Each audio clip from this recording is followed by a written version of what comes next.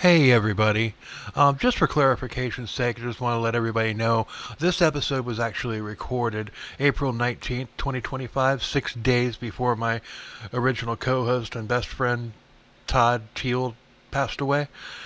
This episode got pushed back because the next episode that came out had to address what happened. So just keep that in mind when you're listening to this. Anyway, let's go.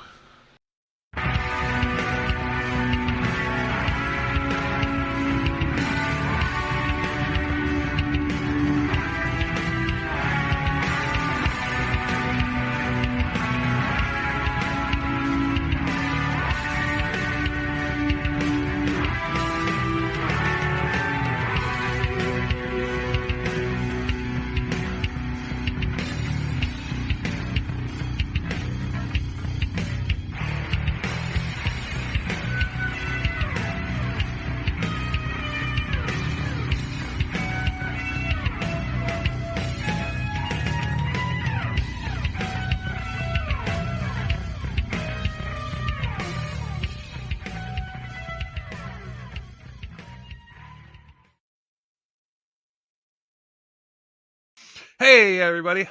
Welcome to another episode of Crimes, Killers, Cults, and beer. And beer. Damn. This is episode 148. I think it's whatever the number is on the episode when you find it online. I'll have it right then. I think it's 148. But joining us once again on the show is Kevin the History Goon. What's up, man? What's going on? Just doing another episode. Hell yeah. I even got dressed up for the occasion. I wore my finest Wu-Tang is for the children t-shirt and everything, so. Damn it. I'm just wearing a regular black shirt. I mean, I have a selection of regular black shirts. I've got probably like 30 of them. Same. But what's going on with your podcast? Any release date yet? We're still working on one. I do have 11 episodes banked. Hopefully in the next few weeks. I know I said that last time, and that was a couple months ago. Mm-hmm. But we're getting closer by the day, I think. Excellent. Yeah. Well, today we're covering a cult. No way. On this show? Yeah, go figure. Actually, this is only like the 16th one that I've ever done. I thought I had done more than that, but I looked at it last night, and this is only the 16th one that I've done. Yeah, and at 148, I mean, 16 is not a big percentage of that. No, it's not. But I needed to do another cult to make up for the fest that was a David Berg of Children of God episode. That was horrible. Oh my God. Well, I mean, in your defense, that's a horrible topic too, because that guy was an asshole. Yeah. Well, we're not dealing with a guy here in this one. Oh, okay. It's a woman. Oh, even better. I mean, women can be assholes. Oh yeah. I've talked about some of them in the past. I think the two most brutal episodes that I've done were women. You know, you got Gertrude Baniszewski, and then you've got the cult, Mother Anna's House of Prayer, and that's up there on the Baniszewski level. It's like not quite there. Oh damn! And so yeah, that one, and that was a Florida cult too. Up there, Gertrude Baniszewski or whatever her name is one of the. Man, I never covered her on the old show, but if we had, she probably would have been top 10 worst people we'd ever talked about. We talked about like dictators and right war criminals and stuff like that, but she was a monster. Yeah, go back if people haven't heard that one, go back and check it out. I don't know what number it was because I wasn't planning on talking about the bitch, but but that episode broke Todd, my original co-host. Yeah, fair enough. I mean, he tapped out. He tapped out of that one. Our mutual friends David and Sarah at the Macabre Emporium podcast did an episode on her where Sarah covered her, and you could hear it in her voice that she was like very, very close to losing it a couple of times. Like, man, that's such a bad story. You know, I mean, and there's no good way to cover it because it's It's terrible. It's one of the worst things that I've ever had the displeasure of listening to anybody talk about. I know. And I mean, sure, we made fun of her.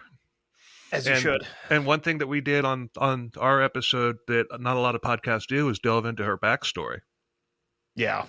And that was there's a lot of people just go with it, like right from the moment that Sylvia jumps in. But I mean, I covered her backstory and everything, and that's there's it's like at the beginning of it, if you're not knowing the case and you hear her backstory, you might start to feel sorry for her a little bit. But that don't last long. I'm just talking if you weren't familiar with the story. Yeah.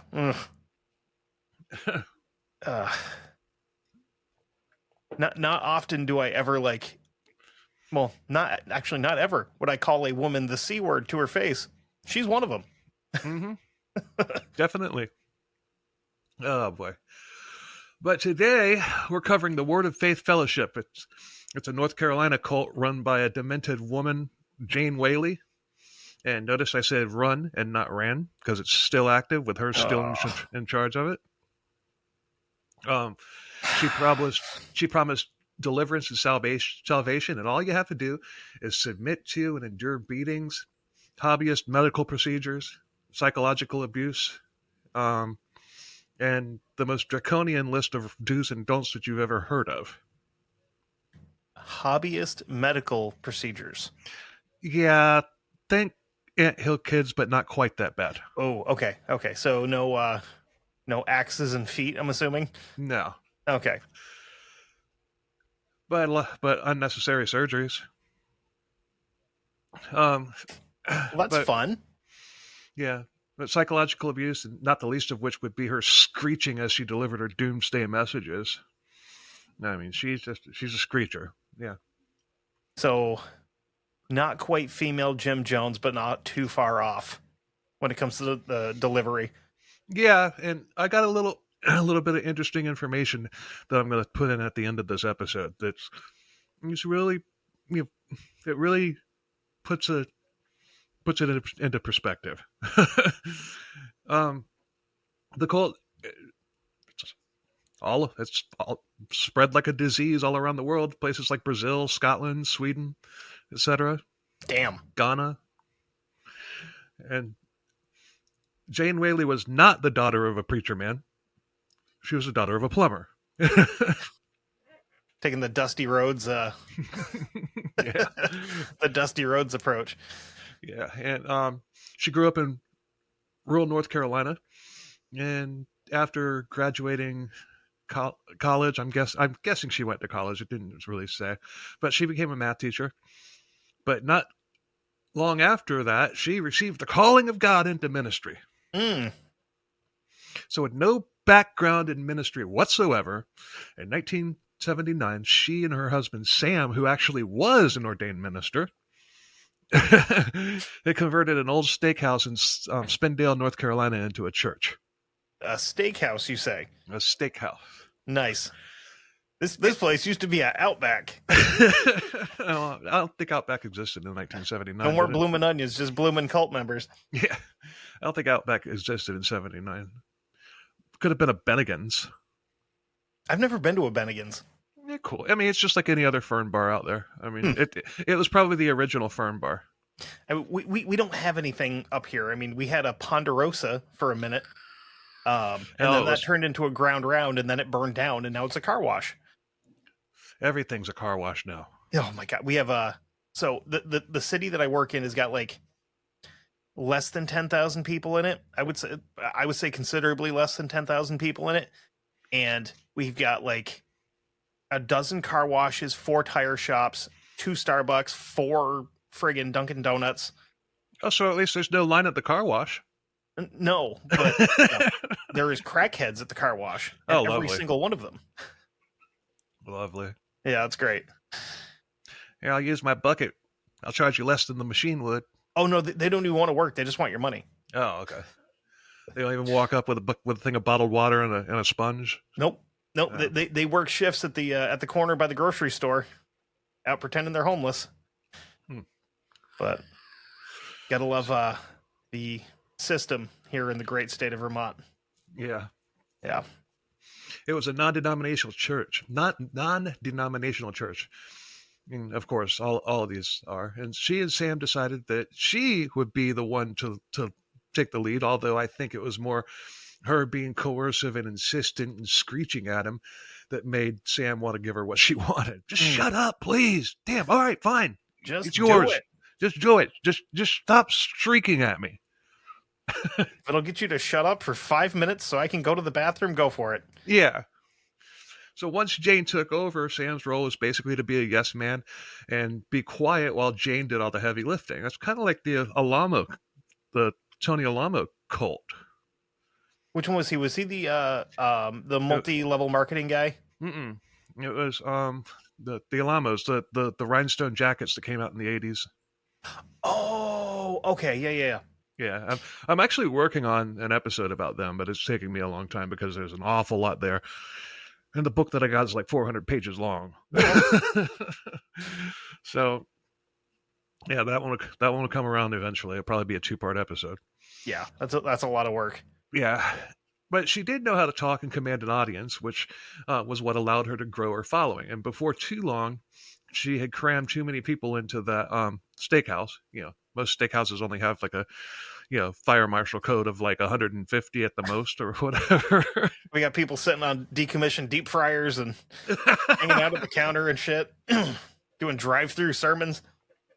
Oh God, it's a good thing that she had gotten out of the steakhouse with the decommissioned fryers before she decided to start becoming abusive, because they might have been put back into use. And then, oh man. As someone who has witnessed firsthand what it looks like when someone accidentally sticks their hands in an active deep fryer. Oh, the way they do it, great. The way they do it in horror movies, that's not far off. No, no. This guy was. Well, when they got out of that, they acquired a small church complex, and her mission statement was to help the needy, the lost, and the dysfunctional. But the people who bolted told another side of the story. So, I mean, on the surface, that's a noble thing to want to do, but when you're a power-hungry psychopath, Yep. Oh, by the way, Jane, I'd be more than happy to have you come on and interview with me. Who's that? If Jane Whaley, if she wants to come on the podcast, because like I said, she's still the cult leader. If she wants to come on, here's the invitation. I wouldn't mind being third party to that. But we can get her to stop quick. Oh, yeah. And also repeating, sir, not appearing in this film. And if you know, you know. Uh-huh. Neat. But according to Whaley, all those who left had damned their souls to hell. And they all say that. Of course. Her power quickly got to her head, and she began preaching and speaking, that speaking against her was speaking against God directly. And she, like all other religious fundy cult leaders, was God's one and only chosen prophet who spoke through her and only through her and nobody else. They all do it. Yeah. They all run by the same playbook or variations of it. They all cannibalize something, and a lot of what, Pentecostal fundy cults and everything. Parrot is the William Branham doctrine from back in like the 30s or 40s or whenever it was, and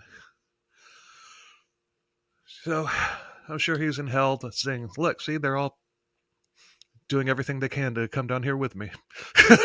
I'm not super familiar with that. What exactly is that? Just if our church is the only church on the planet that has the key to get to heaven. Oh, okay. So if so it's like, and I can remember, Hobart Freeman saying that. And, it's just like, your way to heaven is through the Faith Assembly Church and through me. And, Yeah, let's see. I think I heard that somewhere before. I think I don't know. Jesus might have said that. Yeah, but he's Jesus and he's allowed to say stuff like Right, that. exactly. That's what I'm saying. That's my point. Yeah, so it's like the exact opposite of being like a Protestant or a Catholic, where you can go pretty much anywhere in the country as long as you're finding your denomination, you're welcome there, and you're still getting the message that you'd be getting anywhere else. Where this is like, Right. yeah. And I think that's what makes cults so much more dangerous. Is like you can't go, you couldn't be a Presbyterian and be like, I'm going to go check out what these Wesleyans have to say. Right. Just kind of, bounce back and forth a little bit just to get different perspectives from different people, because there isn't any. Exactly. Yeah. But if you deep down into it, the basic message is pretty much parroted from the William Branham doctrine. Robert Freeman was a clone of that too. I don't know if Jane Whaley was or not, but yeah, who knows? Definitely sounds like they're all cut from the same cloth. They are. Yeah. And of course, demons were everywhere. Everything was demonic, and it was her calling to rid the world of demons by any means necessary. Go on, get. Go on, get. Have you ever seen that meme of the Texorcist? Mm-mm.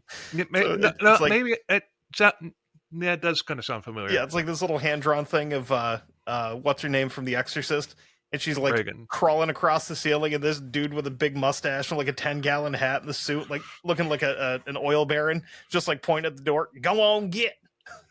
I fucking love that.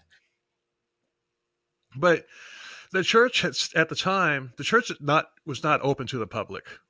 To join, you had to be more or less sponsored by a member. But every few months, they did open the doors to the public for teaching seminars. And this actually seemed to bring in more new people than using, just using the old, you want what you can't have method of growing. Yeah. It's like, okay, we just want to see what's going on in there, so let's go. What, they're open now? Let's go. We're there. But I can't remember the name of the one. The guy ended up getting arrested in Georgia. He had built this like giant commune that looked like a ended up looking like an amusement park. It was all full Dwight of like York. Yes. Yeah, I watched a little thing about him the other day, and have you covered him yet? Yeah, we covered him early on. Okay, I was going to say, because if not, like that would be a super interesting one, because he was it was out of his mind. Yeah, he got busted for like weapons charges and like pedophilia, didn't he? Yeah, and he's also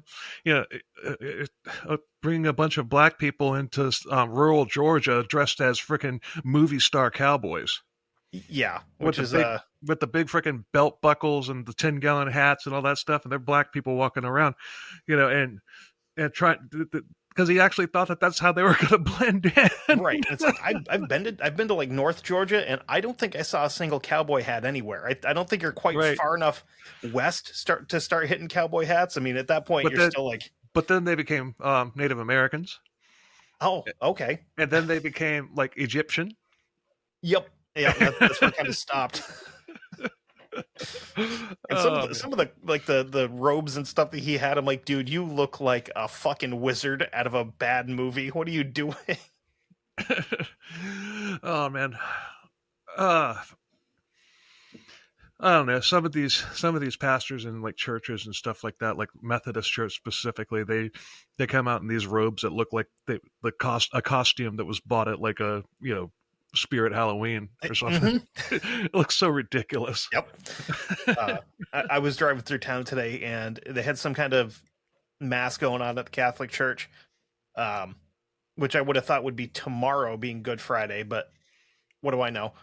But the priest walked over through, and I'm like, oh yeah, no, he's straight up just got like the rope belt, and the Brown thinks he's Friar tucking it pretty good.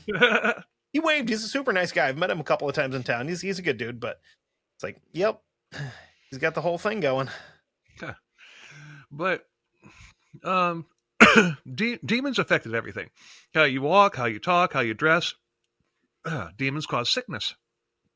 Of course. Therefore, if you're sick, you had a demon and you needed deliverance rather than healthcare. Yep, I think I've heard that one before. Yeah. Daring to question Jane? Demon! Daring to think for yourself? Demon! That tracks. Yeah. Seminars opened with an hour-long prayer service led by Jane Whaley herself. Lots of speaking in tongues, and then there was a worship service that led to the actual sermon from her, which in most cases were over 4 hours long. Whoa! But like the entire thing, you're going to be there for like 5 hours. Wow. Minimum. So you got to like take the day off, or well, you're in a cult, so you probably aren't allowed to have a job anyway. But well, we'll get to that. So put a knife in that. But typically, once somebody attended a seminar, they were hooked.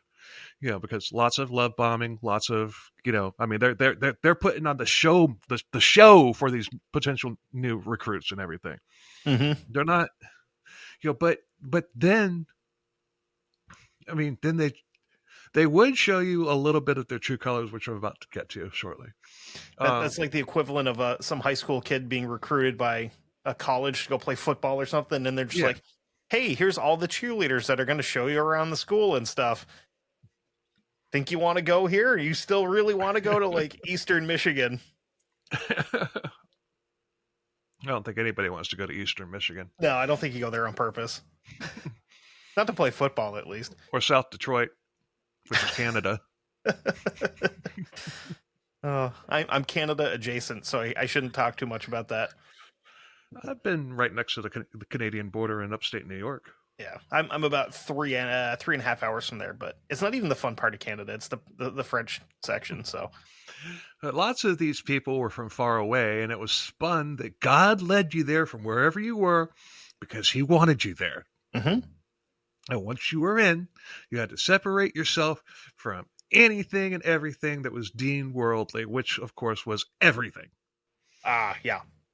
TV, any music other than Christian music, which was only allowed to be gospel recordings from the church.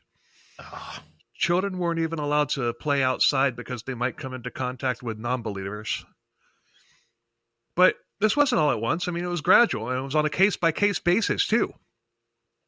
If you came in there and they told you everything that was required of you all up front, you'd run away as fast as you could. Oh, no doubt. Yeah. Yeah. But that was by design because it meant that Whaley could move the goalpost whenever she wanted, which was all the time. Right. And then you're weeding out people that are, willing to think for themselves that, that's not what you want there. You want followers. You don't want, you want weak people. Right. So what she was saying about wanting the dysfunctional and the downtrodden and all that stuff, she was not lying. That's what she wanted. Yeah. Because they're the easiest people to get. Which is unfortunate because a lot of the time those are the people that are actually going there looking for looking for something, looking for a community, looking for somebody to help pull them up, not like shackle them and keep them down. Right.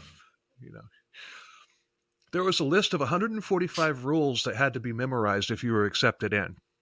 Jesus. And I'm going to do a few highlights here, but I have a list. You said 145? 145. I'm pretty sure Martin Luther only had like 99 that he nailed to that wall. So she's really God only had 10. Right. Well, I mean, there was 15 at one point. You know what? That's a mic drop right there. God only had 10. there was 15, but Moses dropped that one tablet on the way down. Wow, how many? That was, oh my God. I'm like, fuck, I'm old. Like, no, there's a lot of people that might listen to this that will not get the Mel Brooks joke there. Yeah. Oh. History of the World Part 1. He's 15. Shit. 10. 10 commandments. I think I was a genius. But here's, I've got a couple highlights that we're going to get through first, just so you know what we're dealing with. But I am later on in the episode, I'm not going to go through all 145 of them, but I've got a couple highlighted. Okay. That we'll go through. Well, more than a couple, but yeah. Followers do not celebrate birthdays and religious or secular holidays, including Christmas and Easter, because they are pagan. Okay. What that is, this is just my personal opinion, but Easter and Christmas, sure, they originated pagan, but that's called religious appropriation. Mhm. And Christianity has been doing that for centuries. Everybody does. Yeah. Yeah. So, I mean, yeah, it's not, there's no reason why a Christian should feel bad about celebrating Christmas or Easter because they originated pagan. Right. You know, hell, in another 1,000 years or so, they might have found a way to appropriate Halloween, which started off somewhat religious. Yeah. Yeah. Yep. So, congregants do not watch television and movies or read newspapers or eat in restaurants that serve alcohol. I could see, you know, yeah, maybe not watching TV or reading the newspaper because, you know, it's all horseshit anyway. But well, it's also, you know. well, we'll get to that when because I've got these are just like things that I kind of pieced together, Oh, okay. like combining one or two. We'll get to it. I'm just giving you a preview of what's to come. But men and women must swim with shirts covering their upper bodies and cannot take them off in public, including their own backyards. Okay. Well, I guess cops won't be doing any episodes from there. Yeah, right. Every fat dude in that cult's like, yes, I can leave my shirt on in the pool so nobody can see my boobs. Men can't grow beards. Ah, Sorry, you can't join. nah, that's too bad. I was sold there for a second. You know? Members must tithe 10% of their gross earnings in addition to contributing a donation to the collection plate. So they want your 10% tithe, but they want more. Yeah, then you throw like a 5 on the plate on Sunday. I can't afford that. I mean, oh boy. Current church members have stated that this list of rules is inaccurate and it's never been published or distributed by the church, and that's going to kind of go hand in hand with what I have at the end of the episode. you know, that sounds like something that someone in the cult would say, though. Right? Exactly. Exactly. If you have any more thoughts about it, don't give it away. Yeah. Their argument is, nuh-uh. Yeah. Children in the fellowship are isolated, monitored, and controlled closely by the church, being educated in the church-controlled school and prevented from watching television under threat of punishment. Children are also told to display a positive attitude regardless of how they feel, to keep a happy face. Yeah.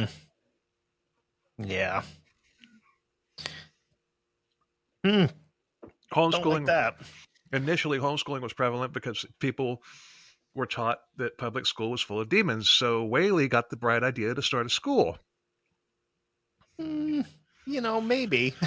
And there conveniently was an empty school building right next to the church property. They really should have just stayed in the steak shop steakhouse. and then waited till Pizza Hut closed and turned that into a school. I saw a freaking picture of a Domino's building, a Domino's franchise that had moved into an old school red roof Pizza Hut. No way. But it was painted blue. Talk about appropriation. I was like, that's a big dick move on Domino's part. I think it's genius. Pizza the Hut. I think it's genius because they probably have it set up like a dining room, and the way Pizza Hut doesn't do it anymore. Right, with the red cups and all that. Yeah, but I don't like Domino's pizza. I like them. Honestly, I liked them before they changed, before they upgraded it. It's hit or miss. Yeah. I mean, the local one, it's either really good or it's garbage. But my favorite chain pizza is Pizza Hut. Whether it's a hand tossed or a pan, that's my favorite chain. But obviously, I like a legit New York City pizza. Right. I mean, I'm not above Little Caesars. I don't mind it. I don't like Little Caesars at all. Thankfully, the town that has all the pizza places has enough like sixth and But seventh generation. if Little Caesars wants to sponsor the show, I love Little Caesars. And I will make a video doing a commercial of me eating a Little Caesars pizza and loving it. He also owns the Detroit Red Wings and the Tigers. Little Caesars? Yeah. But I was saying, thankfully I live in an area with like enough like 9th and 10th generation like Italian families here that I get really good pizza. I don't understand how Little Caesars got the endorsement to be the official pizza of the NFL last season. Because you've got people in you've got players on commercials. This is the best pizza. It's fucking Little Caesars. Right. Like these guys are fucking multimillionaires. They can afford to get good pizza. Yeah, they're professional athletes. They're not eating garbage pizza. Right. If somebody in Miami could fly to New York City just to have a legit piece of New York City pizza and then fly back to Miami and not even bat an eye about it. They're not going to Little Caesars.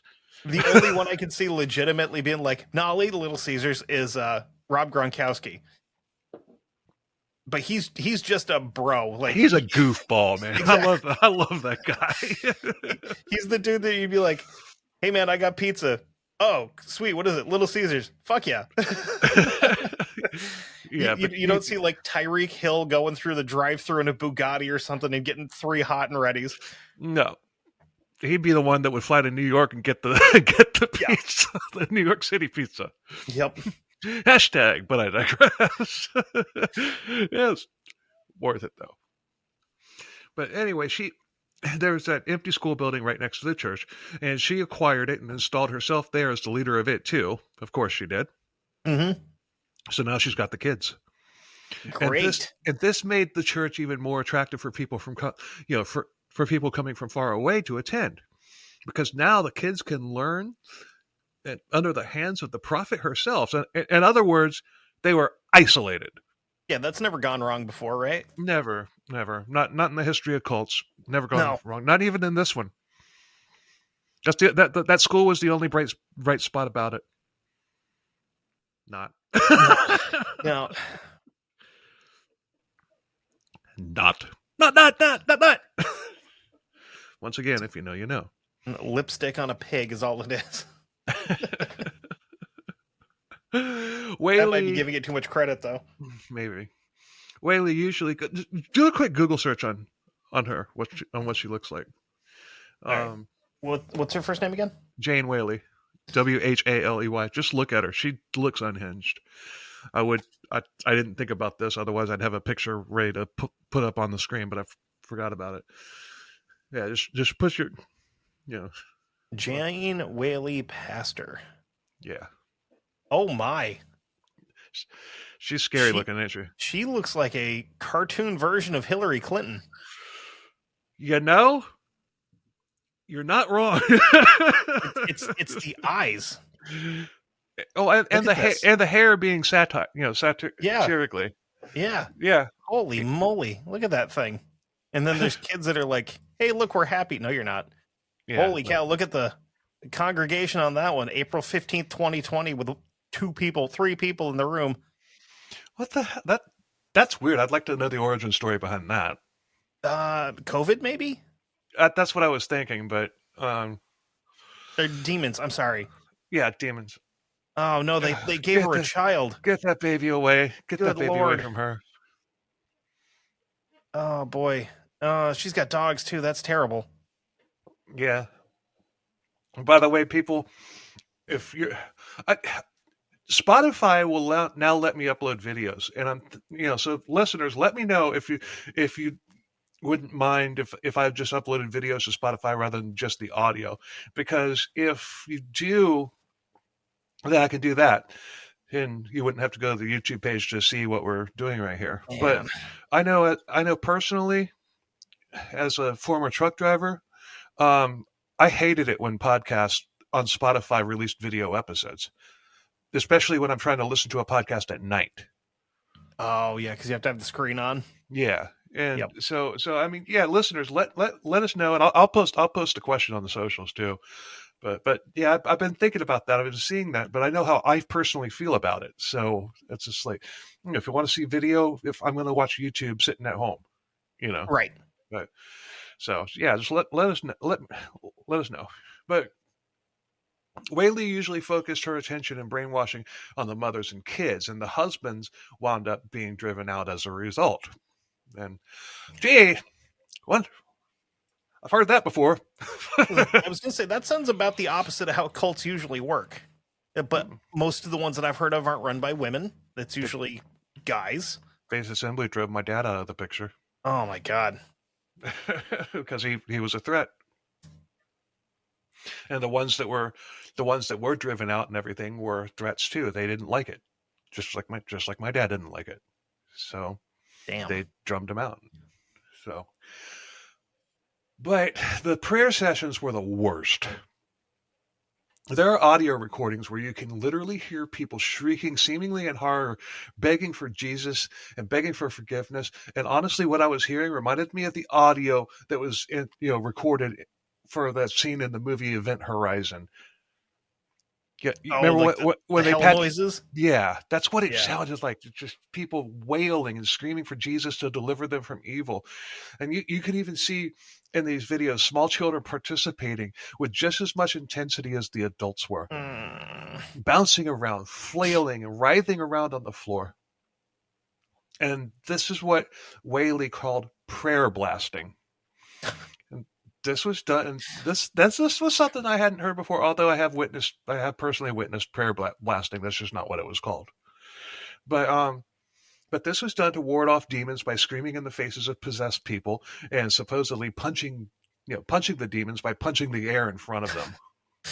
And prayer blasting sounds like something Jesus would do if he showed up in Dragon Ball Z. Like fighting Goku somewhere, just prayer blasts him, launches him through a mountain. If Ryu from Street Fighter was a cult leader. So kissed. But if any kid got scared because of this, it was because the demons had that kid. Of course. They would hold the scared kid, you know. Yeah. They would hold the kid down, get in their faces, screaming and praying in tongues, which, if you've never heard a cult episode from me before regarding praying in tongues is group speak and nothing more. And I'm sure that doesn't scare the kid even further, being held down and being screamed at by an adult. Oh, I know. Well, yeah, that. I mean, I've witnessed it. Ugh. But episodes 10 and 11, people. If you're new to the show. But these kids were terrified, and sometimes they would cry and scream until they passed out or even wet themselves.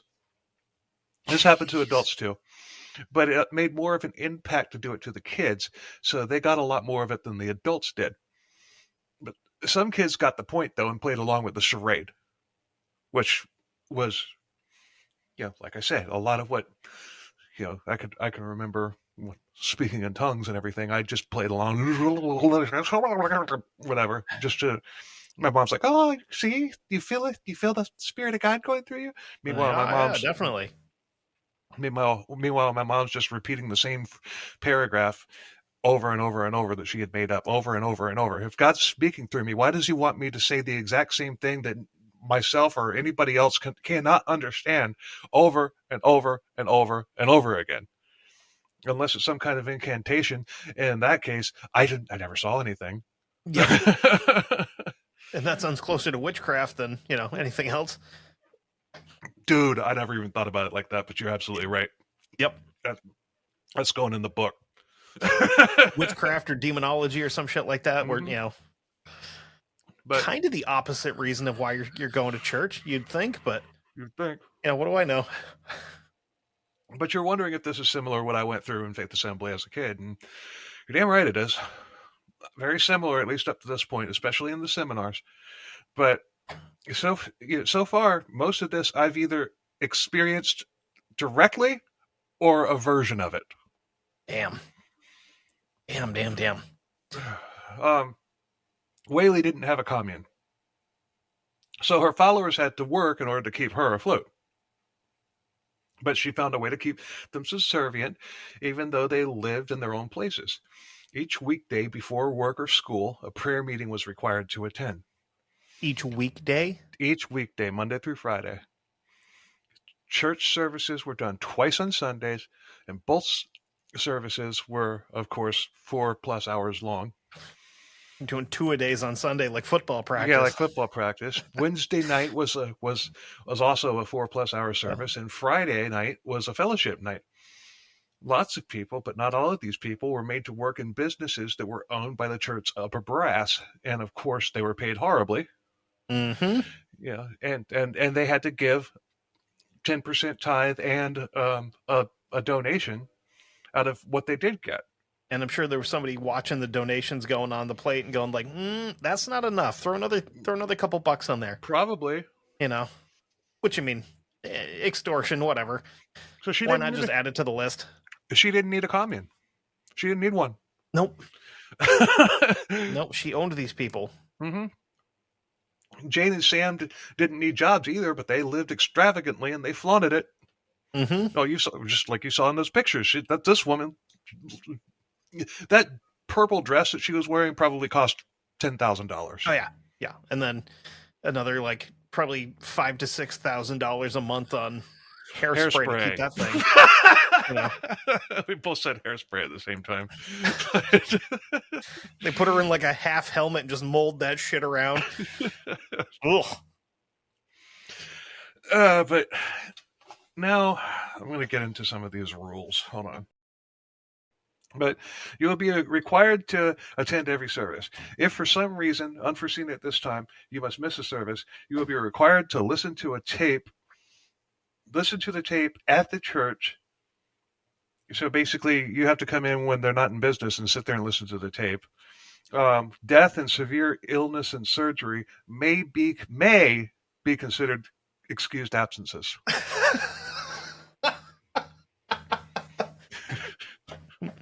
Well, we wanted to let you know that Jim died. That's no excuse. He better get his ass here. He better get his ass in here. Wheeling a dead man in on a fucking gurney, like, give it to him. Oh, by the way, this is welcome to the Word of Faith Fellowship. Let us take this opportunity to thank you for considering membership into the Word of Faith Fellowship. Jane Whaley approved your membership and asked that you be given this new member handout. In this handout, we will list a few very important rules. A few is what it says. A few. 145. Yeah. Yeah. Do's and don'ts. Your enjoyment of your time with us will mainly be determined on how well you can get to know and keep these rules. It's like, holy crap. I mean, I'm sorry. I don't care if my membership was approved or not. If you hand me that, I'm hauling ass. Uh-huh. I'm like, I've got homework for this? No, thank you. So you just handed me the MLB rule book and you're like, oh, you better follow this. I'm like, no, there's subsections in here. I'm not dealing with this. You'll be required to tithe 10% of your gross earnings and give offerings as well. And Jane will check your records from time to time. Like background checks? No. Or financial records? You have to, there's another one in there that says you're not allowed to put like wads of cash in there. It has to be in an envelope with your name on it. Oh. So she keeps records of who donates what in addition to the tithe. Oh, that's grimy. Yeah, boy. That's dirty. Yeah. She's got a black book somewhere like a set of encyclopedias. Oh God. Bill only put $13 in this week. Ass. Don't drink alcohol. Don't cook with alcohol. Don't cook with alcohol? I use alcohol in a lot of things. I use beer in a lot of things and sometimes how the hell you wine. Make spaghetti sauce with that red wine. Right. Well, I do it, but still. I mean, I use like the cheap cooking stuff. Red wine because I don't like wine, but if it's in the house and I'm bored, I'll wake up with a headache the next day. Yeah. You don't eat at places that serve alcohol. Don't drink root beer. Whoa. So we're going anti-Mormon here, huh? Well, root beer has the word beer in it. Oh, for fuck's sake. Now get this. Okay, let me ask you a question. Do you remember what state that I said that this was in? North Carolina. Next rule, don't drink cheer wine. That I'm pretty sure that's in like the water fountains there, isn't it? Yeah.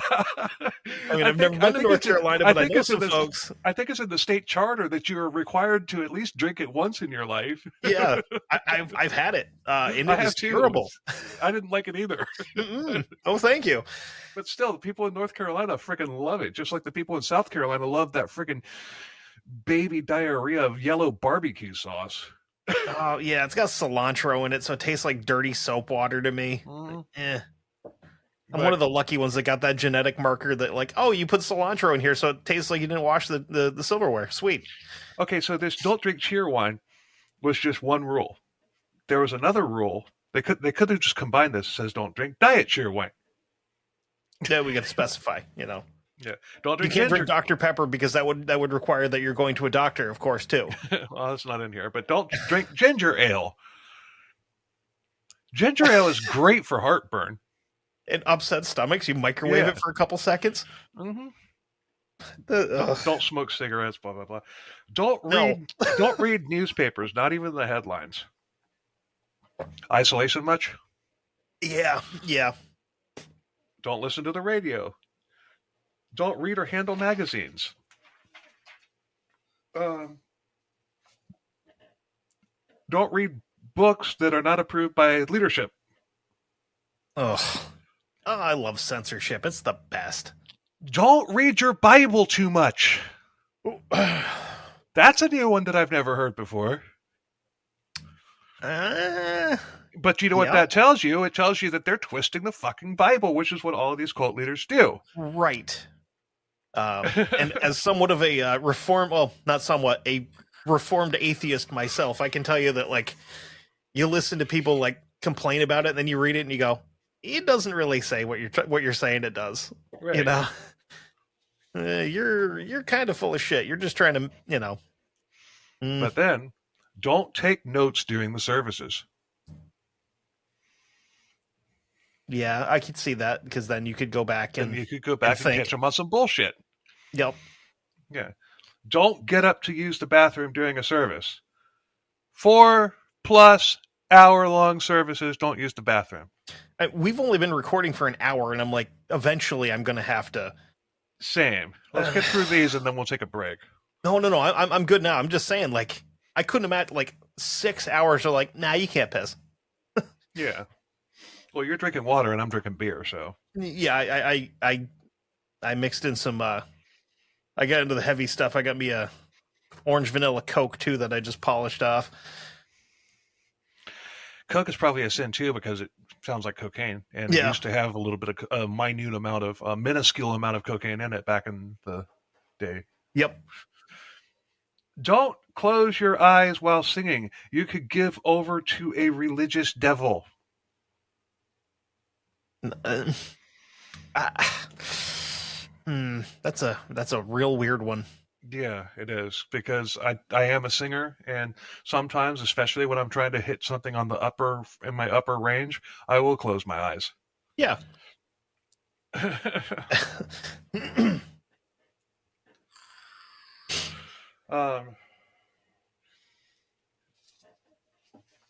Don't bring visitors unless you tell somebody in the office so they can tell Jane.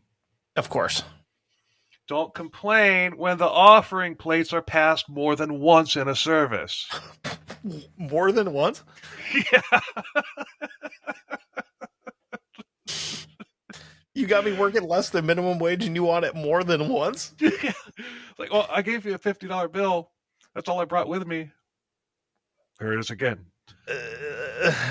Here, give me a pair of pliers. I'll pull one of my kids' teeth out. Is that... I mean, damn. I got 73 cents in my pocket. I guess I can throw that on. You devil! 2 more cents and I could have bought a soda. That wasn't a Sprite, which is... Sprites are bad, too, because Sprite is a occult thing. She thought of everything, didn't she? Little Sprite character, yeah. God damn. Like a fairy type? Sprite? Yeah, Sprite. Sprite was a sin, too. Loose change? Satan worshiper? Don't allow your toddlers to eat in the sanctuary. 4+ hours. Yeah, but that's how you get ants. Not true. I mean, Everything's sticky. I completely understand that one as the parent of a toddler at the moment. not true. Don't wear jeans unless you're a construction worker. Yeah, those lowly construction workers in their jeans. Yeah. Don't wear shorts. Unless you're a construction worker? Well, No? no, it just says don't wear shorts. Shorts are outlawed. Shorts are the devil. Yeah. Too much ankle going on here. Oh yeah. Ooh, look at that sexy ankle. Oh my god. Oh my god, I've got a demon of lust. Yeah. I'm all Because of fired an up. ankle. I'm all fired up because I saw fucking Bob's knee across the room, Don't wear sleeveless dresses or tops. Don't wear dresses above the knees. Don't wear a bathing suit without having it covered with long shorts below the knee and a dark t-shirt. So what's the point of wearing a bathing suit then? You just Right. wear Well, but I can understand the white t-shirt, because wet t-shirt contests and stuff right. like that. But hold on though. So you can't wear shorts unless it's over a bathing suit. Right. See, this is why I'd be This like, is a hold double on. standard. This is a Yeah, double like, standard. Wait a second, lady. I think you might be full of shit. Oh, and this is gonna exclude both of us. Don't wear cargo pants. I am currently wearing M81 Woodland BDU cargo pants. Well, I'm not. I'm wearing a pair of basketball shorts right now, but I have about 6 pairs of cargo shorts. Yeah. I hate wearing jeans. I've only put jeans on like once this year so far. I don't like wearing jeans. The last time I wore jeans is because it was required for a wedding that I was in, and that was about 4 years ago. The work that I do, I can't wear jeans because I have to have extra like pockets, and I have to have stuff that's not gonna fall apart. I wear like Carhartts and stuff like that because right. I wear work pants. Three of the pairs that I have are camo, like Sabaton. Nothing wrong with that. Don't go. Boys and girls can't swim together. Men don't allow facial hair to grow. No beards. No, don't interview for a job unless it's under authority. So you have to have You have to have a blessing from Jane in order to just go apply for a job. In other words, they want to keep you working in their, for like pennies on the dollar, and there's like slave labor businesses and stuff like that. Right. My other thought was you couldn't go to a job interview without like a representative with you from the church. I think I saw that in the notes or in the research too. Ugh. And have a babysitter to go work at McDonald's. Yeah, right.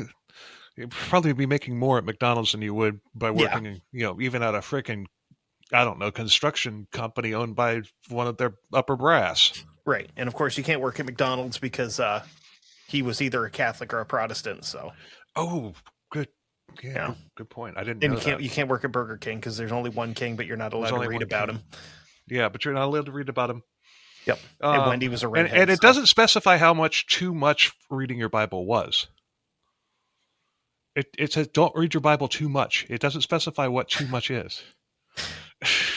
Get 2 chapters a night, then you got to cut it off.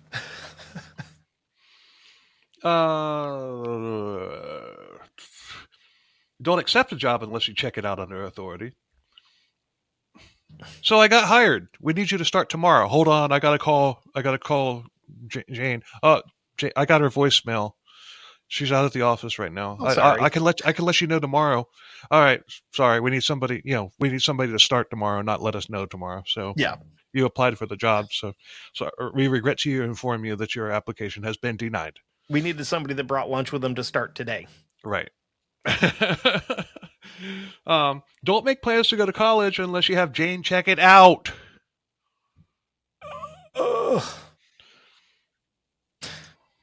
Probably goes without saying this. I hate this woman. Yeah. Don't sign up for classes unless Jane Whaley or leadership checks out your schedule. So how are you supposed to schedule classes if they have to check out your schedule first? Yeah. In other words, don't schedule classes, period. Oh, we're not telling you can't, but we have to check it out first, which we're not going to do, so therefore you can't go. Oh, God.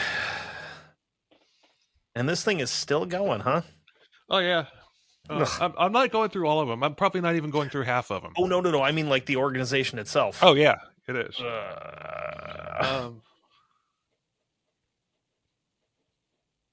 Don't buy a house unless Jane Whaley can check it out.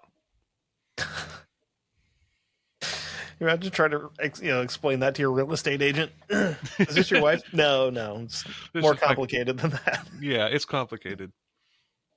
Don't even make an offer on a house unless Jane can check it out and get a feel for the neighborhood. And of course, because there might be unsavory folks here. AKA people that might deprogram you. Yeah. A neighbor that might ask you questions, go, that sounds a little weird. Don't decorate your house unless Jane or her helper can help you. Don't buy a car without checking with Sam. Okay, so Sam's got some authority, finally. Well, he's got that chump change, He's just like, all right. Well, clearly you need a man with you to look at cars because she doesn't know anything about them, Aha, good point. This is insane.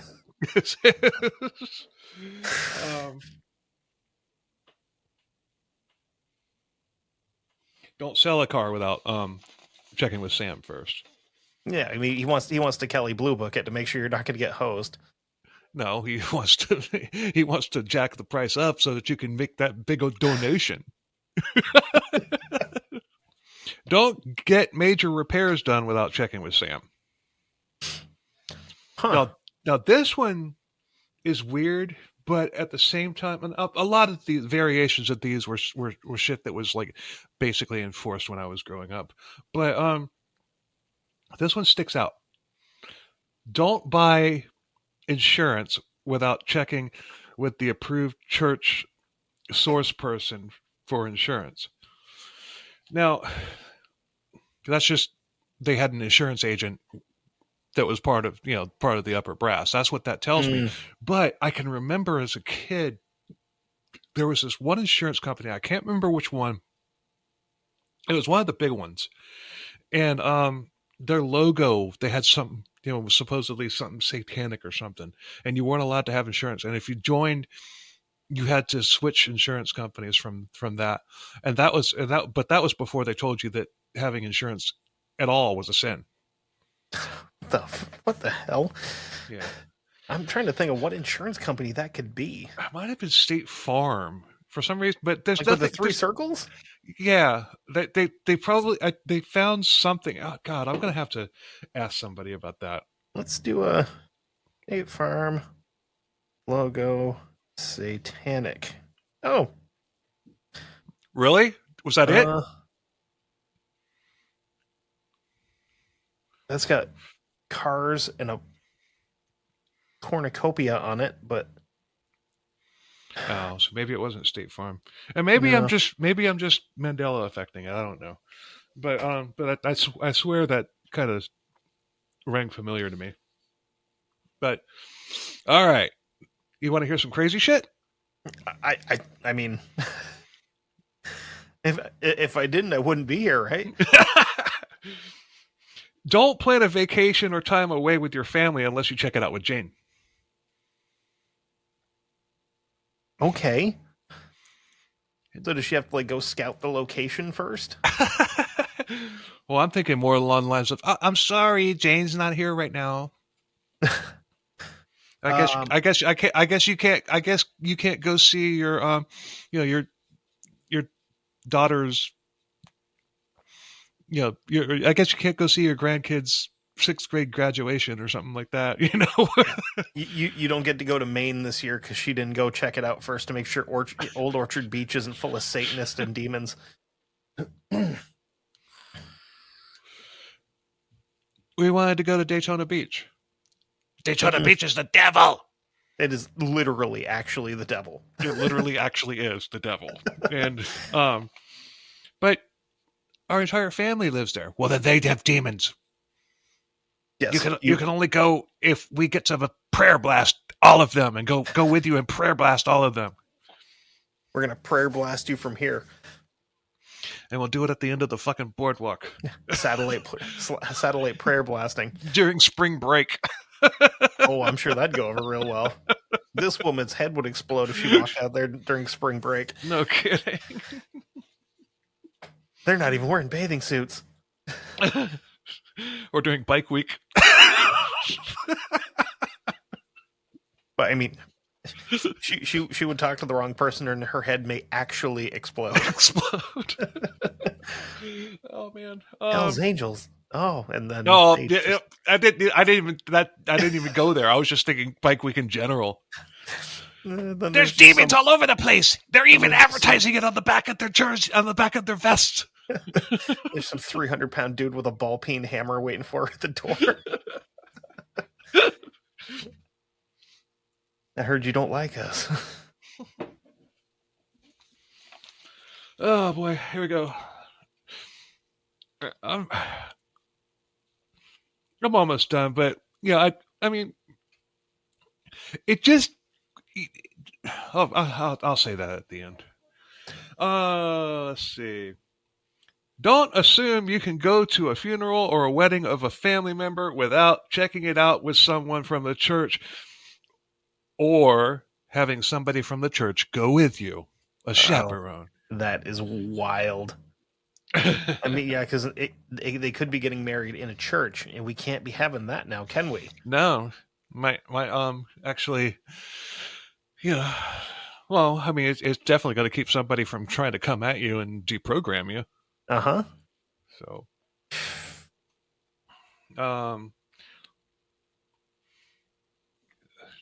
don't celebrate Christmas. We already said that. Don't give gifts to others unless you are under authority. Birthdays, Easter. Apparently, it says don't celebrate other holidays, but then the next line is don't eat turkey on Thanksgiving. So I guess you're allowed to celebrate Thanksgiving, but you're just not allowed to eat turkey? Are you allowed to eat ham? I mean, we do ham, but like I've seen people do either or. I'm allergic to pork, like very allergic to it. So I guess I'm screwed on Thanksgiving. Because it's turkey. It's turkey on Thanksgiving and Christmas for me. Yeah. Which is fine. I love turkey.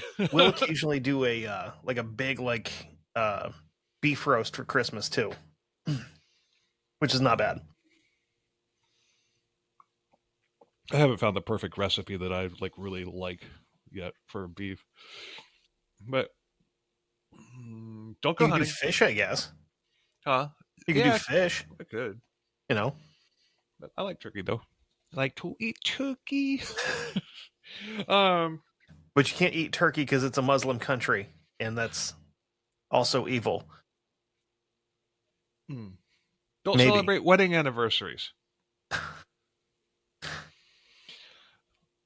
Don't have a slogan license plate on the front of your car. Like a vanity plate? I guess.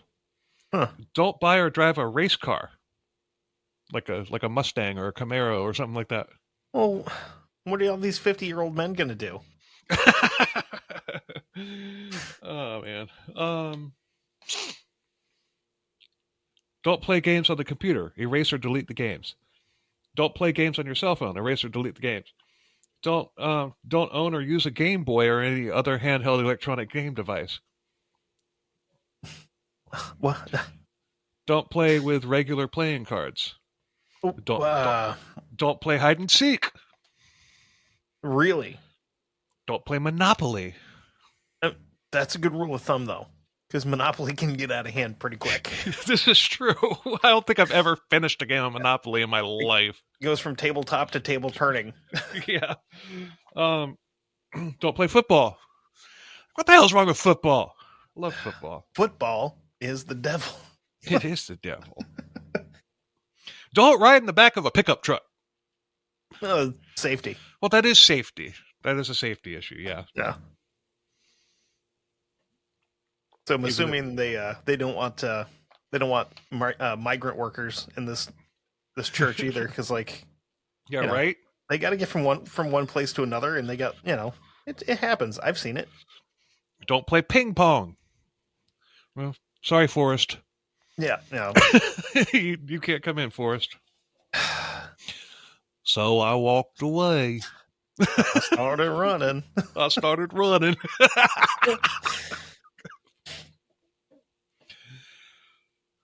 I think this might be my favorite one. Don't play or imitate an air guitar. Can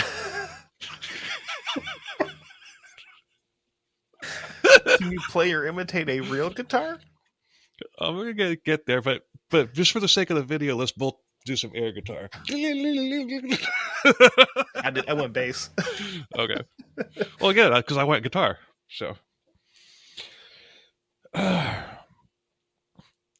Don't play music without singing the words. Like, what the hell?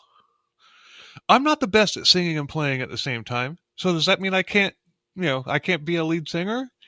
Like sometimes I'll just hit the freaking root chord when I'm singing and then let the lead guitar player just do the hard work and all that stuff. And so you can't just pick up a guitar and have fun. Right. No, you got to sing. Even if you got to make shit up, you got to sing. Today's gonna be the day. Anyway, here's Wonderwall.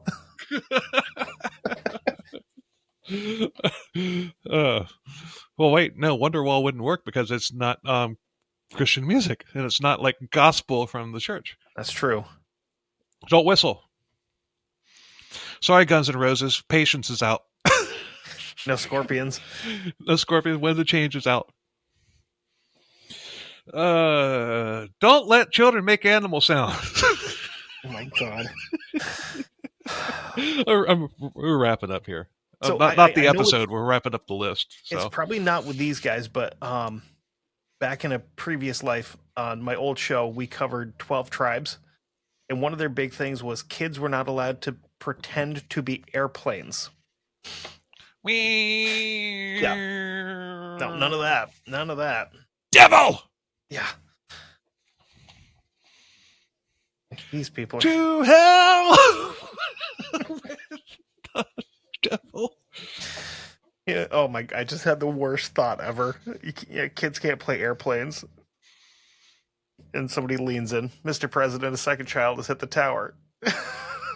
Oh god. Oh god. It's been long enough. We can make 9/11 jokes now, right? Yeah, I guess. Don't let children play with toy musical instruments. Huh. I'm sorry, but I know plenty of people that when they were like toddlers and stuff, playing with a little fake guitar is actually what made them learn how to play the real thing. Right. My son has a little 3-piece drum set. And Oh, bless your heart. No, that's at my parents' house. That's at Nana and Grandpa's house. Oh, bless their hearts. So if they have a rule in here against ukulele, I can get behind that one though. Or bagpipes. Oh, I love bagpipes. Oh. Bagpipes and accordions. But not all the time. That shit. But not all the time, and not in an echo chamber. No, you got to be out in a field or something. Yeah, getting ready to fight the English. It makes blood up. Okay, now this one I like too. Don't forget to read your Bible before you go to bed. But don't read it too much. You imagine they've got a church representative standing next to every single person's bed and be like, "That's the last page. You have to stop it there." And right there. Put their finger on it. Once your eyes hit there, you stop. You're not far out of the realm of possibility. Oh, God. I mean, not for that, but still. With the freaking helicopter monitoring bullshit, yeah. Black men are not allowed to shave their heads. I mean, that's not fair because they. I mean, what if they go bald? What if they go bald naturally? Right. What if a black man shows up to want to join this thing and he's an older guy and he's gone bald completely naturally, or maybe he's gone mostly bald on the top of his head and he just shaved the rest of it off? Mm-hmm. Well, you're gonna have to grow that back. And like, listen, as a white dude, black dudes look way cooler than us with shaved heads. Fuck yeah, they do. I'm not even kidding. I mean, they do. I mean, Yeah, like, a black man that's bald. I mean, I shaved my head one time on a bet, and I looked like a freaking idiot bald. I've got the worst shaped skull to be bald. Same. You know, like you got Michael Jordan or like Mhm. white dude that shaves his head, and you're like, he may be like, we might need to keep an eye on this guy. You know what I mean? Yeah. Don't start a relationship without checking it out with Jane. Mm. Don't decide who you will marry without checking it out with Jane. So we're getting into the arranged marriage thing too. And Very cool. don't talk to the other person you are in a relationship with unless somebody is listening and guarding the conversation. I'm sorry. Yeah. Mm. Like, you know what? You can go fuck yourself. Like, I'll keep my demons, thank you. Like, hey, man, you're gonna hear some stuff that's gonna make you uncomfortable. Yeah. Don't talk back or give excuses for your sin. Don't attack those in authority. Don't attack Jane's authority. I feel like those last three are all in like bold red lettering on here. Well, they're not. But yeah, I get it. But this is my favorite one. It's not the last one, but it should be. Don't complain about the list of do's and don'ts.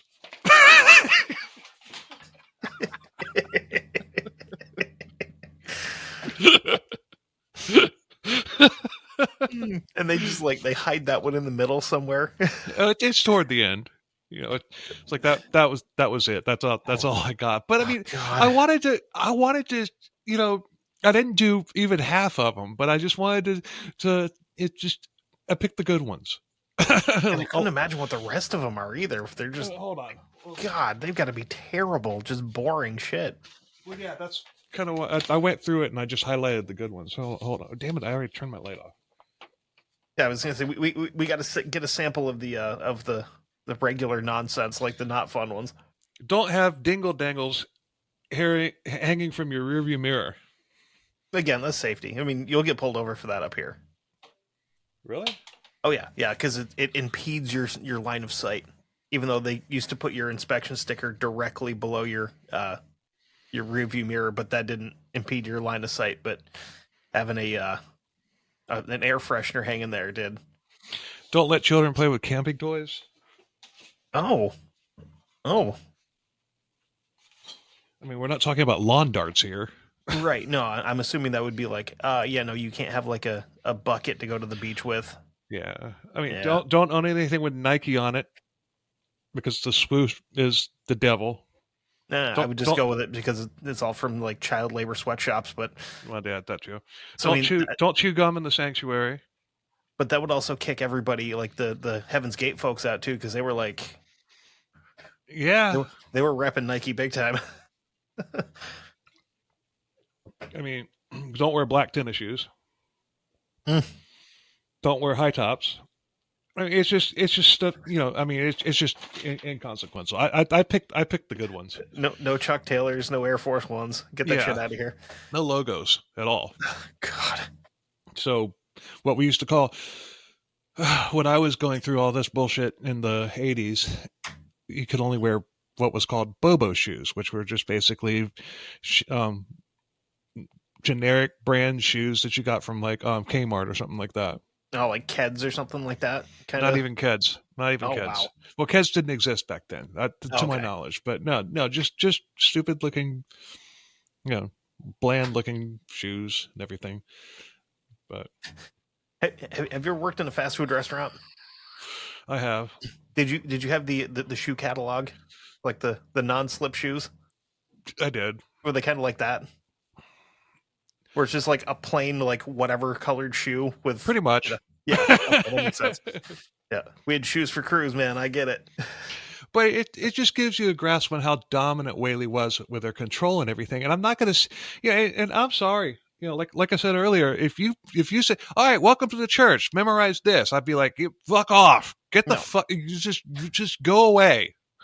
Let's start with the other 10. We'll see where we go from there. Yeah, how about I just go by the 10 and we'll see. Like, those are easier to remember, and they actually make sense. Yeah, but that's the devil. yeah. Devil magic coming directly from the Bible and stuff. Yeah, Moses had devil inside him. I mean, he did break the third tablet. Yeah, he did. And of course, like, he was Jewish, so he had the third tablet that he broke had all the other 135 commandments on it. Like 8-point font through the whole thing.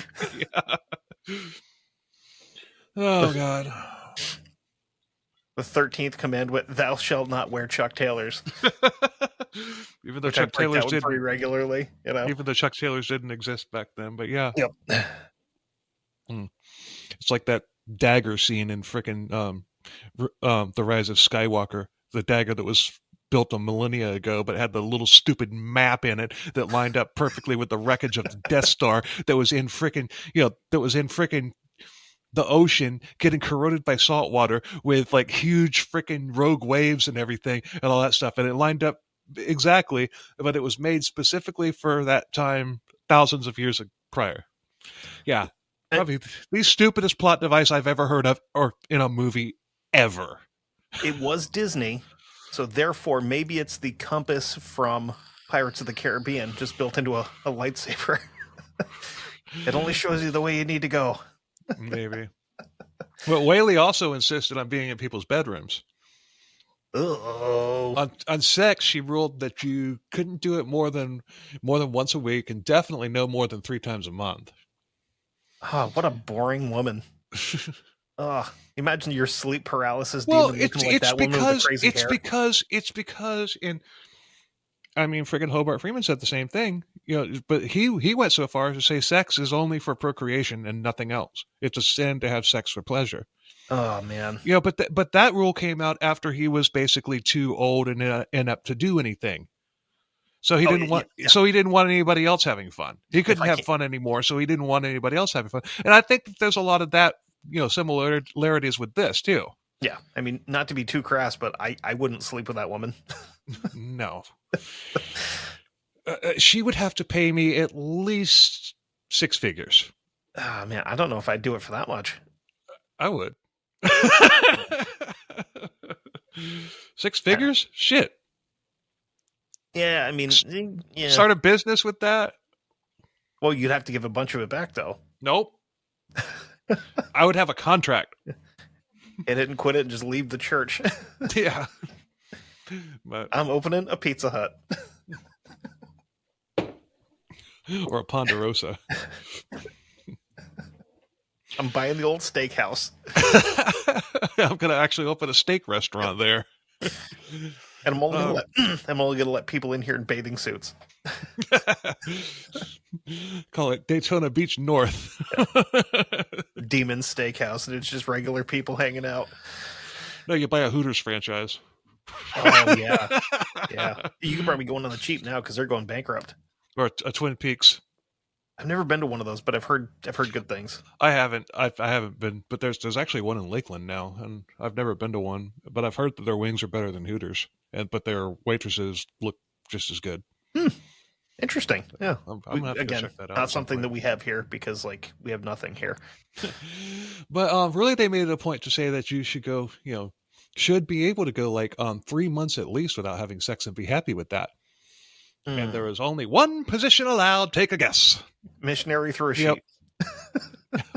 Well, I didn't say through the sheets, but you did have to have the lights off because you're not allowed to see what you were doing. Yeah, I mean that takes some of the fun out of it too. It does, unless you're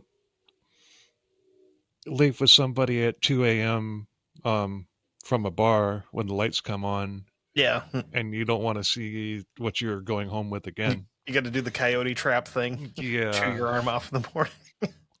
But this is the kicker. Also, you have to have agreed on it ahead of time with each other when you're going to do it. So it can't be spontaneous. Oh, that's so much less fun. Yeah. Oh God, a sex schedule. Ugh, Ugh. these people Ja- suck. Jane Whaley was seen as a prophet, and a lot of that was the insight. It was because of the insight that she seemed to have on people's lives.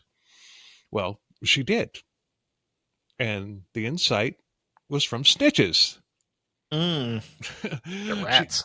she had a number of people spying on followers and reporting back to her, and she would also personally counsel people and get them to divulge their deepest secrets, which she documented and used against people.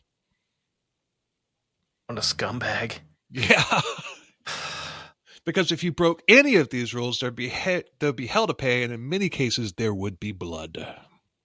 Oh. So now we're getting into some exciting shit. Yeah, we're away from the funny and pathetic Ooh. shit. Now we're to the scary shit. Mm. By the year 2000, Whaley's location in North Carolina had over 750 people, with two more large locations in Ghana and Brazil. Of course, we have stuff in South America. Why not? Yeah, but she still needed to keep her grip on all of the followers, so she got her biggest lackeys together, named them as quote ministers, and put them in charge of other families as like in one person who was like in charge of a group of families. And this is post Jonestown, right? This is the year 2000. So yeah, very post Jonestown. And Ghana wasn't like, hey, maybe let's not do this again. No, that was Guyana. Oh, I'm sorry. Yeah. Oh no, Ghana's in Africa. Never mind. Right. Yeah. So I'm a history guy, not a geography guy. damn it, Jim, I'm a history guy, not a geography guy. But like one minister might have 5 families under his control. But there were also enforcers who got their marching orders directly from Jane. Oh, great. Yeah, so if somebody was reprimanded by Jane or any of her lackeys or ministers, the person would be blasted in prayer in front of everybody, screaming, praying in tongues, and etc. And that was just step 1. But what's step 2 through 5? if it requires a one-on-one visit to the home by a minister, that's when the gloves came off, literally. Oh. So we're gonna show up at your house and like beat your ass. Yeah. This so-called minister had, for lack of a better term, eminent domain over the families that were under his quote care. You know, kids feared a visit from a monster. I mean, a minister. Mm-hmm. For example, if I was a kid doing whatever the parent thought was something wrong, they would call the minister, who would come over. They would say a thing like, "The kid is not submitting his or her heart to God," and that's all it took. I mean, that could be something as innocent as the kid not wanting to eat onions. Or air guitaring in the backyard. Or air guitaring in the backyard to some frickin' awesome frickin' praise and worship songs recorded from the previous week's service. But there's no guitars there anyway, so. Oh, God. Most of these ministers would show up armed with a large wooden paddle and would flog these kids relentlessly until the minister had an orgasm. I mean, was convinced that the demon was gone. Both. 6 of one, half a dozen of the other. Oh, God. Terrible, terrible scumbags.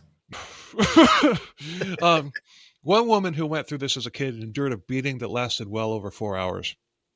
She was covered in bruises and bleeding, and her mom just stood there and let it happen.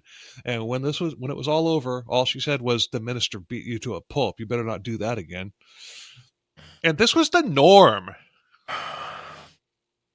Okay. Here's the thing. As a parent, there is no way I could stand there and watch someone beat my kid without killing them. Mm-hmm. Like right where they stood. We did another, I think it was the Movement of God episode where there was something similar to this. And yeah, it's just, yeah, it's fucking brutal. It's scary. Yeah, and it's just like, why would you let somebody do that to your kids? That was another thing with the 12 tribes. I don't know if you've covered them. Have you? I haven't. Okay, that'd be an interesting one for you. Because they're all over the place. They started in Tennessee. They're up here. Oh, They're all I over the know. I place. know who they are. Maybe I'll have you come on and take the lead on that one. But well, full disclosure, I didn't do the research on that one. That Okay. was but I did have a fun idea at one point. I was like, now that I'm single, I could go in there and just sad sack my way in and infiltrate and see what the hell goes on here. Um, but one of the things is they would do is if somebody's kid was getting out of line, any adult that witnessed it was allowed to beat them. That's common. And they, That happened in the Alamo cult too. The one that I'm working on that's going to take me a long time to finish. and like they still do it. And like, Yeah. and the weird part is they have a hostel attached to their restaurant up here. They've got a sandwich shop called the Yellow Deli. And they will convince people that are staying in the hostel, be like, oh no, come hang out with us for a weekend, whatever. We have a farm, and they will load these people into a van to take them to their farm and force them to work for like 4 or 5 days, and then they'll like and take off. They'll like, and it's out in the middle of nowhere. But like there's a main like state road through there, but there's a lot of people hitchhiking to get the hell out of there. I bet. But, oh boy. But if you think that they were bad in front of the parents, imagine what they did to the kids in that quote school unquote when the parents weren't even there. Mm-hmm.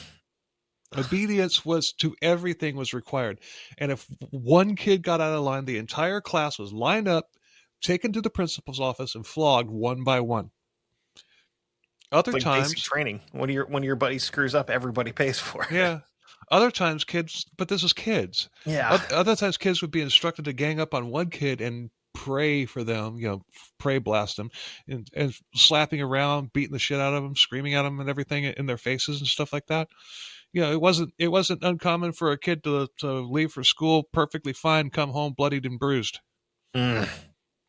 Another one that I listened to something on recently that a lot of the same stuff was going on is the Elon School in Maine. I've heard of it, and it was only recently shut down, like during COVID. But it was the same thing. It was it was like a school for disciplinarian challenged kids, and they had like a fucking fight club set up. The instructors were beating on people, and you had to follow all the rules to a T, or else you got the absolute shit kicked out of you. Yeah. Ugh. Well, in 2002, there was a group of 5 boys who were known as bad seeds. And by bad seeds, I mean they were kids like I was. And they're by force and hated it, but couldn't do anything about it because I'm just a fucking kid. Ugh. And so these kids were made examples of by Jane herself. Oh, she's going to get her hands dirty. She said that she kicked them out because God didn't have a place in the church for them because of how wicked they were. They were locked in a room and kept there for over a year. Just people would bring them like food and water, like once or twice a day. But of course, regular visits from ministers who would beat the shit out of them. The only media that they were allowed to consume was tape after tape of Jane Whaley's sermons. Oh my God. They were used it as an example of what could happen to any other kid that didn't submit. And the kicker, nobody knew exactly what these kids had done. Probably nothing. They probably weren't even bad seeds. They were probably just people that maybe might have been thinking for themselves a little bit, not even to the extent that I was back in the 80s, but just a little bit, maybe questioning it just a little bit. They're like, all right.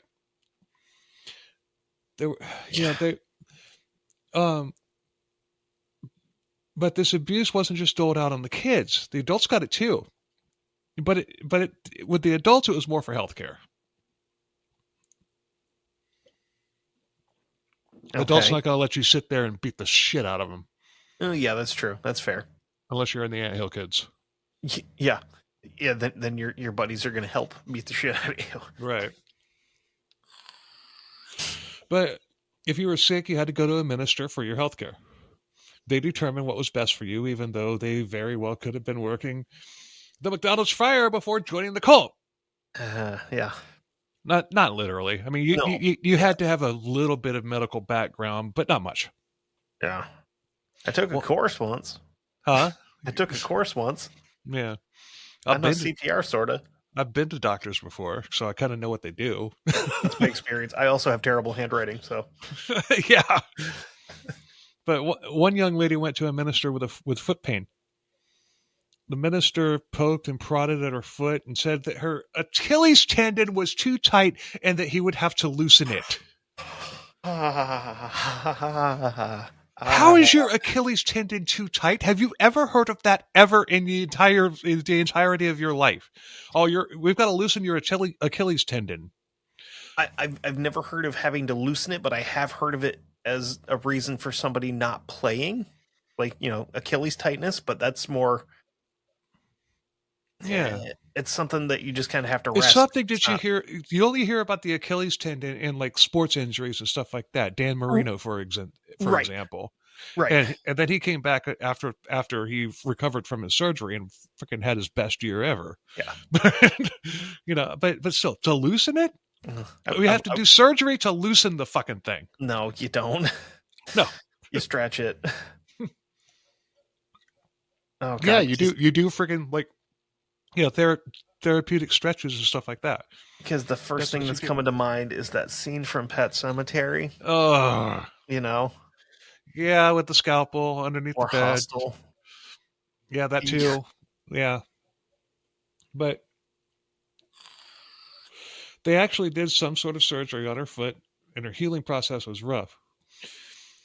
6 months later, he calls her again, saying that she needed the same surgery on her other foot. 18 surgeries later, a foot that had nothing wrong with it initially was made much worse than the other foot that did have a problem. Oh, my God. And multiple people had their feet ruined by this chucklehead. And this is probably just a dude that had a thing for feet. And he was probably like the fucking guy in Hostel. Yeah, he's Quentin Tarantino. Yeah. I got a foot thing, but I can't tell her about it because then she'll know I'm weird. And then I'll get kicked out of here. If you graduated from their school and wanted to go to college, you were pressured to, put the 9+ weekly services before you're studying. And if you ignored them, you'd eventually get called out by Whaley, screeching about you being infested with demons and how wicked you were. You got the prayer blast led by Whaley herself for hours. One, and probably a beaten too. God. Even as a young adult. One woman who this happened to told Whaley to fuck off. No way. She packed her bags and got the hell out of there, but she was an adult. But kids who wanted out, they were brainwashed into believing that they would wind up in a mental institution if they left, and ultimately hell. Of course. Yeah. Because you didn't listen to the crazy lady, so you get to go to hell now. Right. And so she'll see you there, don't worry. Yeah. So they just go along to get along. Their lot in life was to grow up, get married to a Whaley endorsed drone, and make baby cultists. Of course. It was called Walking Out a Friendship Relationship. Teenage girls would be introduced to boys. They had been isolated from each other up until that point. We're talking around 16, 17 years old. Oh, no.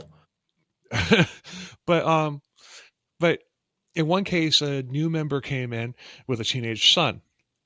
But the son, Matthew, was gay. And that's a huge no-no to Whaley and the cult. Of course. Of course it is. But he was introduced to a girl, Danielle. Danielle did not know that Matthew was gay. And this was to help Matthew force out his gay demons. Basically, have a pretty girl seduce him. I've got a sneaking suspicion that's not going to work. No, but she didn't know. But so she began falling for him. That poor girl. Yeah.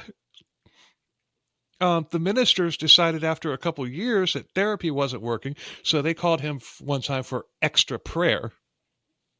Meanwhile, Danielle still didn't know that he was gay. After about an hour of discussion, they decided that they weren't getting through to him and began putting the word out for people to come blast him with prayer. Like, we need reinforcements in here. The demons are particularly strong with this one. They were screeching out at him about being possessed and that lying would doom him to hell. They literally started beating the shit out of him. This is an eyewitness account from Danielle, who was there. They actually let her witness this. Oh my God. And this is when she found out that he was gay. They knocked him to the floor, beating his head in on the floor. They started strangling him and dragging him all over the fucking floor. He was beaten badly. He was bleeding from multiple cuts, and this went on for hours and hours and hours. And when it was all over, they just dropped him off at home and left him, And he somehow, I guess he had an adrenaline rush, or, he was in fight or flight mode and he chose flight. But he packed up, stole his mom's car, packed up in the middle of the night, took off and never looked back. Good for him, though. I mean, that's the kind of thing that'll make you come back with a baseball bat or a shotgun and do something terrible. Yeah. Oh, boy. Danielle stayed in touch with Matthew, and they came up with a plan. This is like a week later. They came up with a plan to get her out, too. He picked her up that same night that they talked in the car that he stole from his mom. And, it was in the middle of the night, and he drove her out of there. And she stayed with him and his grandparents because he had fled to his grandparents' house.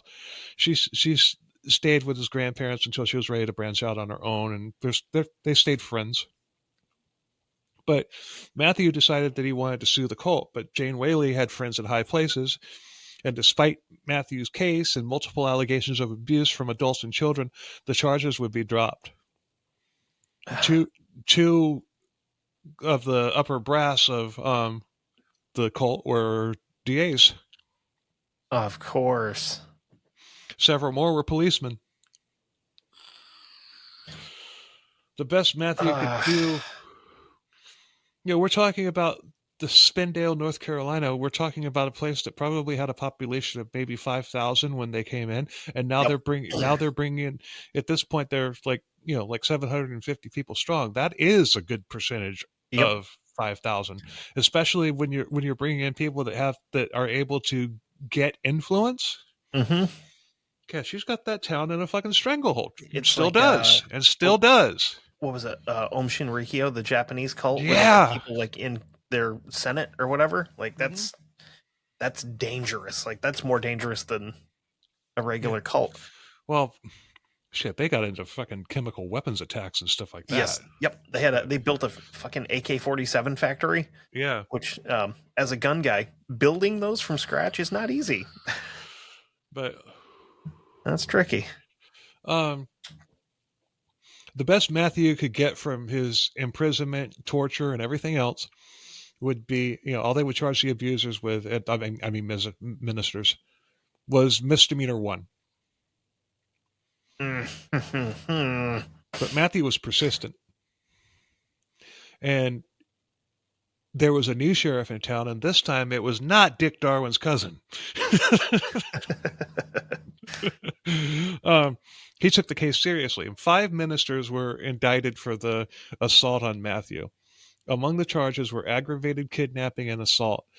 No charges were filed against Jane, although many people think that this and other assaults could have only come from Jane herself. Of course. The order to do it, the hit, if you will. Because these guys are going to do everything that they're told to do. Mm-hmm. And they're not going to question her at any. Yeah, but you also, these ministers probably have to go through. She has to probably screen them and find out just how fucking depraved they are, and be like, all right, you're the guy, you know, or you're the woman. A lot of cases, these ministers were women. God damn. And this is going on at all the satellite locations as well. The exact same thing. Yeah. Hey, Meanwhile, so next time you have me on, can we just do a serial killer?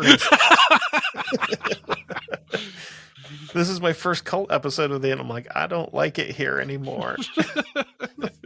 I want to go home. I'm gonna Cults call are, my mom to come pick me up from here. cults are fun. Oh, Yeah. there is one in, I can't remember if it was like Russia or Lithuania, but there is a cult dedicated to Gadget from fucking Chip and Dale Rescue Rangers. Yeah, hold on. I would go. I would go to one of their meetings.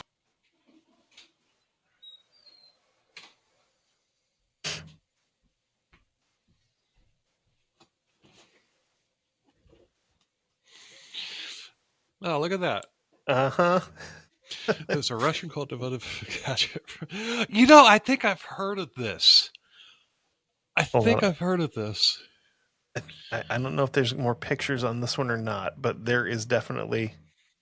Let me It might have been in a digression on a cult episode that I listened to from some other podcast. But let's that see. does ring familiar now that seeing it like that. Oh yeah, here we go. Look at these fucking dorks.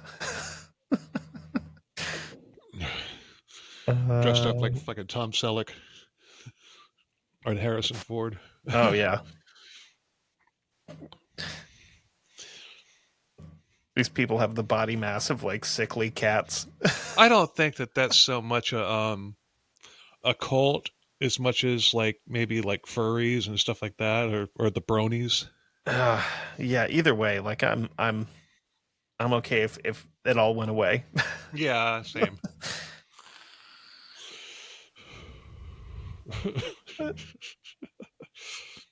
This shit is wild. she's a cute little mouse though. I ain't gonna lie. They got a charcuterie board. If I was a mouse, I'd think she was hot. Oh, for sure, yeah. But like, look at this dude here. He's just like, Yeah, he's like, oh, she's so dreamy. Such a beautiful piece of cardboard. that song from Dirty Dancing is playing in his head. I had this time of my life.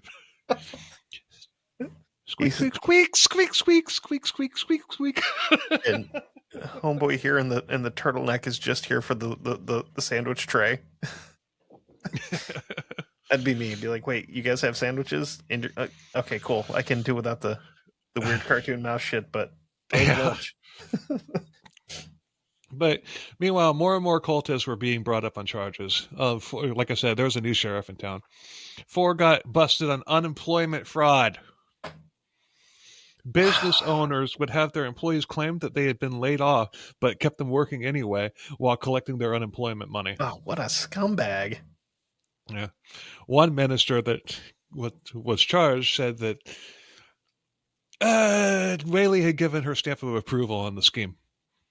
Of course. Yep. She's not gonna she's not gonna let anything go through without her fingerprints on it. Yep. Especially something that's gonna make money. But still, it's up and running, like I said, unfortunately. And although their numbers they don't have the numbers that they did, but they're still they still have good numbers worldwide. But while it is still up and running, there are strangely a whole bunch of 5-star reviews that all pretty much say the exact same thing. For example, Jane Whaley, who I'm honored to call grandmother, not prompted by force or coercion, but by a deep love for a woman who has been there for me personally in every adversary that I've ever faced. Blink twice if you're being forced to type those. Yeah, right. Especially the birth of a very low weight and extremely premature daughter who had numerous medical procedures or surgeries, all of which my pastors have supported me through. Now, I got questions. Who performed these surgeries on this infant? Probably the guy that was a gardener 3 months ago. Or, I love my life. Sam and Jane have been true pastors to me and my family. I'm eternally grateful. I love all of the ministers, too, that have always been there for me when I needed help. Mm-hmm. I am very, very blessed to have them. Mm-hmm. Sure. Or,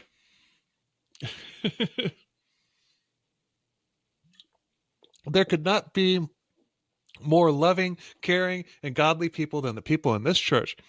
Their love and kindness has reached the corners of the globe, And if the media would ever consider to publish the truth, it would really be an incredible story. I would recommend that you all go to the official church website and check out the true heart of Sam and Jane Whaley. Any slander that you may read about the church is utterly preposterous and totally unfounded. Now read a 1-star review. Oh, there's a bunch of them. But I'm going to get to that too. I don't have any here, but still, I'm going to talk about it.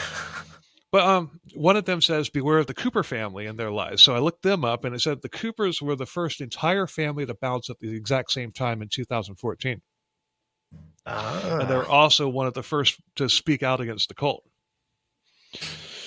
But they're all 5-star reviews, and there's many more. There's a lot more, and they all say how great of a place it is and how great Sam and Jane are. But the kicker, every single one of those 5 stars review came out about the same time, about 8 years ago. Yeah, this when is the documentary came out. Yeah, this is some 19-year-old kid that's been locked in a room with a Google account. Like, just keep typing, keep doing it. Either that or Whaley said, "Hey, if you hook us up with 5-star reviews, maybe the ministers won't pay you a fucking visit tonight." Yep. Yep. Like going to a car dealership. Hey, if you leave us a good review, we'll knock $500 off. Yeah. Yeah. We'll knock 5 beatings off. That could have been poorly worded too. Indeed. But yeah, the 1-star reviews and everything where people just saying, like pointing out what I just said. It's like, look at all these 5-star reviews. They all came out at exactly the same time. Like right around the time when the documentary came out. Yeah. So, I didn't really look too much into it, but I'm pretty sure there are some people that were in there and escaped that were also giving 1-star reviews. I mean, deservedly so. Deservedly so. I mean, this is horrible. I mean, this is. I mean, a lot of it is stuff that I went through, but a lot of it's a lot worse. 1 star. This is a cult. Don't join. Yeah. So. Or from another show we listened to, if I could give it 0 stars, I would. Yeah. -3 out of 5 stars. Yeah. Please change everything. or we could even apply my favorite Dark Windows review that I've ever gotten. 3 stars. Tried it once, won't again. I really wanted to put that on a t-shirt for the longest time. I was like, yeah, the 4 people that listen to this show aren't gonna buy a t-shirt. You had a bigger following than that. We sold 4 t-shirts. Well, I haven't even sold one. But they were all homemade, so that might have been part of the reason. But But I mean, but that's what I got. I mean, that was a rough one, and yeah, I just. But the good news is we brought some levity and light to it and picked on this woman relentlessly. Yeah, and she's more than welcome to come on. Yeah. Yeah, I'll have her on. I put out the same invitation to her that I put out to the people from Faith Assembly that are still alive. Come on. I mean, if she wants to come on and she wants to bring some of the ministers on, I'll even give them my address so they can come talk to me personally. And they'll find out what a stand your ground state looks like. Florida's one too. Is that a level 4 bow tie? I hope so. So, anyway, thanks a lot for listening, everybody. Thanks to History Goon, Kevin from History Goon, and whose podcast will be out sometime shortly, hopefully in my lifetime.